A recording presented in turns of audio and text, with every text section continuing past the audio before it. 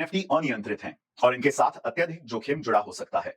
संभव है कि इस प्रकार के लेनदेन से हुए किसी भी नुकसान के लिए कोई विनियामक सहायता उपलब्ध न हो।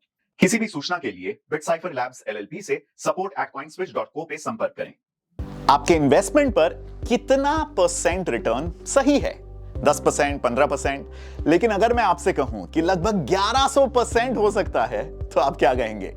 अगर आप मार्च 2020 में बिटकॉइन खरीदते और ठीक एक साल बाद बेच देते, तो आपको लगभग 1100% रिटर्न्स का लाभ होता। Sounds incredible, right? Crypto market ने कई सारे अरबपति बनाए हैं, लेकिन कई सारे लोगों ने इसमें अपने पैसे भी गंवाए हैं। जहां हजारों क्रिप्टोज हैं मार्केट में, आप सही कैसे चुनोगे? आज हम इसी के बारे में बात करने वाले हैं। इसके साथ देखेंगे कि इसके फायदे क्या हैं और इसमें रिस्क कितना है।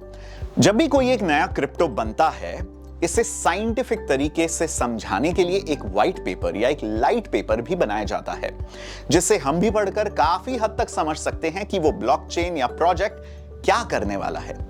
तो किसी नए क्रिप्टो प्रोजेक्ट को स्टडी करते वक्त हमें जिन बातों पर ध्यान देना है वो इस प्रकार है। सबसे पहला है मार्केट कैपिटलाइजेशन और लिक्विडिटी।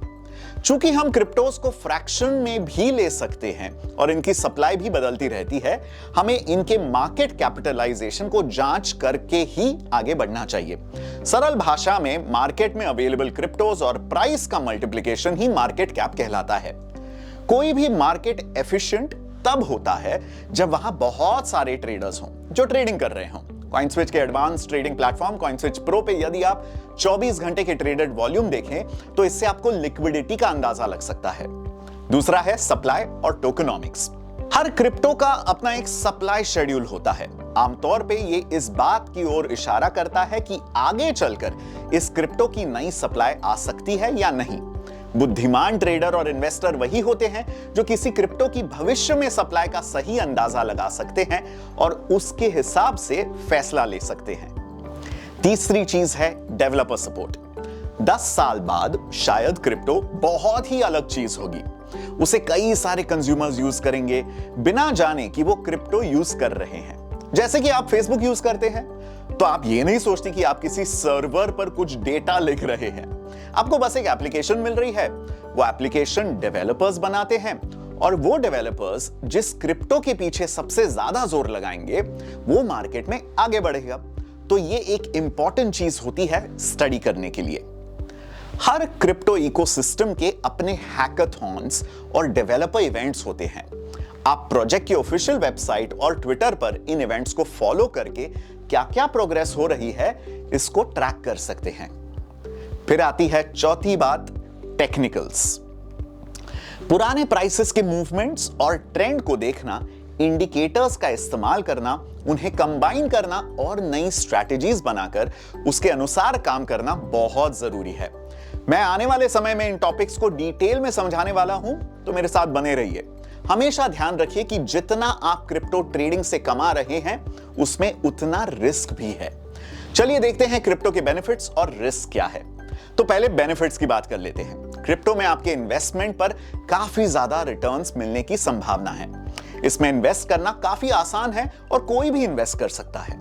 ये काफी नया एसेट क्लास है, मतलब किसी के पास अनुभव या ज्यादा एडवांटेज नहीं है, तो सबको ट्रेडिंग के लिए समान अवसर मिलता है।